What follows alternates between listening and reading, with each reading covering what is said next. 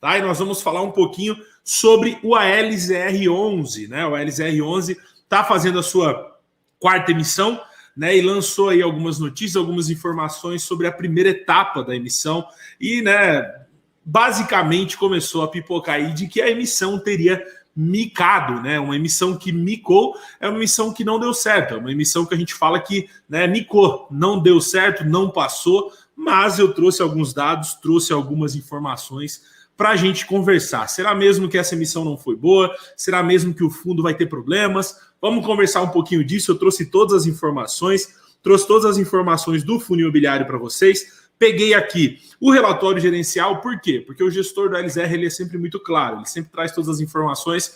Transparência é algo que eu sempre gostei no fundo, e eu tenho bastante cota, gosto do fundo imobiliário, tá? E já na primeira parte do relatório gerencial fala o seguinte: durante o mês de junho, avançamos com o processo de captação de até 226 milhões, equivalente a 2 milhões de novas cotas, né?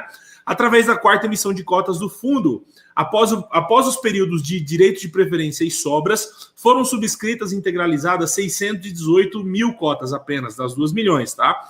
O equivalente a 69 milhões, considerando o preço de emissão de R$ 113 pelos atuais cotistas, remanescendo o total de 1,3 milhões de cotas que serão ofertadas agora aos investidores profissionais. Ou seja, o fundo, então, estava colocando 2 milhões de novas cotas no mercado, 220 milhões de reais, né, 226, e somente 69 foram tomados aí pelos cotistas. Óbvio, né? Tudo isso se deu muito à tributação. A tributação, né, a notícia de tributação veio bem no meio da emissão do LZR, isso atrapalhou muito a gestão, isso atrapalhou muito a emissão em si, porque o fundo caiu, né, até abaixo do valor da emissão, que era de R$ 113. Então, o fundo, nesse período, naturalmente, os cotistas não quiseram subscrever, porque poderiam comprar no mercado até mais barato do que a própria emissão, tá? E aí, agora fica a ideia, né? Será que vale a pena ficar com esses 69 milhões? Será que a emissão vai ser boa para a LZR? Será que o LZR terá problemas? Então é sobre isso que eu quero conversar um pouquinho com vocês hoje, tá? Dessa emissão, né, dos 226 milhões que o LZR estava precisando, ele iria enviar dinheiro para isso aqui, tá?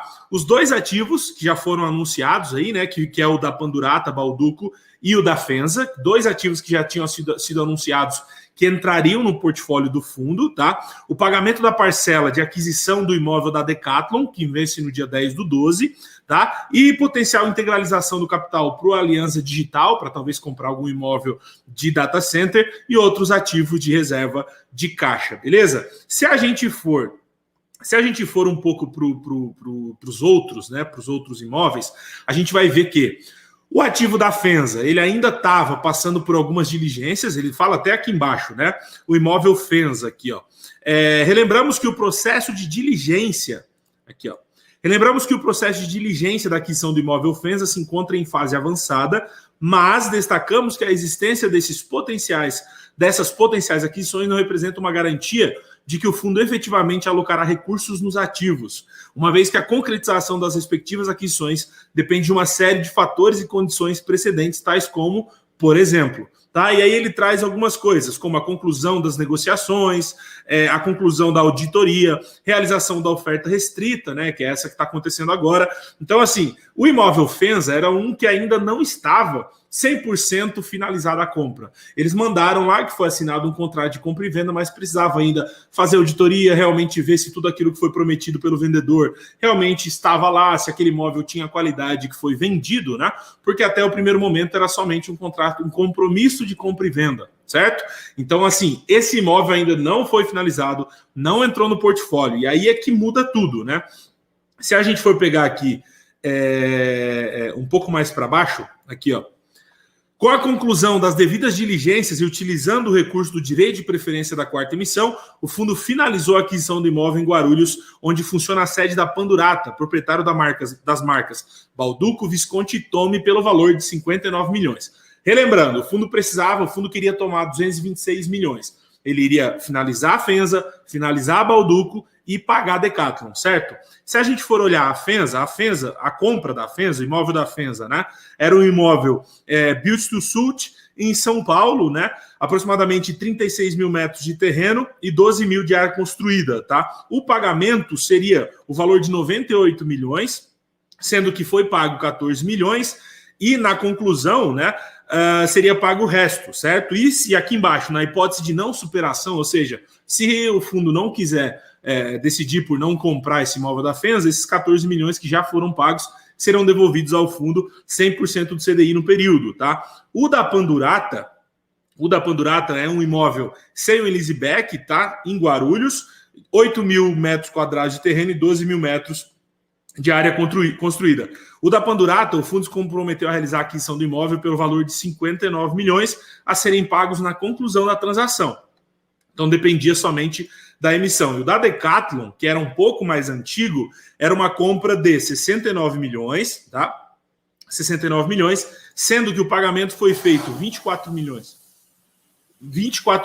num primeiro período, tá? E um saldo remanescente de 44 milhões que seriam pagos em 3 parcelas.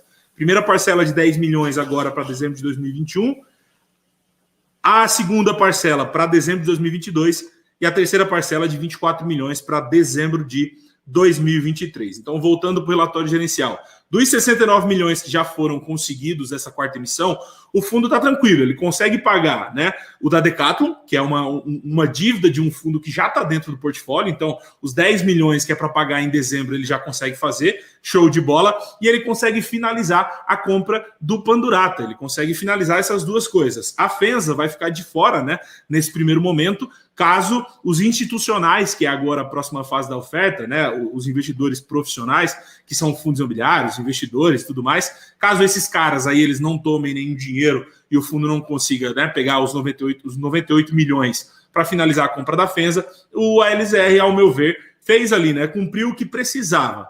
O Pandurata, que precisava somente da grana, e esses 10 milhões que precisavam ser pagos, tá? Inclusive, no da Pandurata diz o seguinte: a partir daquela data, o fundo passou a ter os direitos reais sobre o imóvel, cujo contrato de locação, também é típico, com duração de 15 anos, estabelece o pagamento mensal de 420 mil a título de aluguel, que será corrigido anualmente pelo IPCA.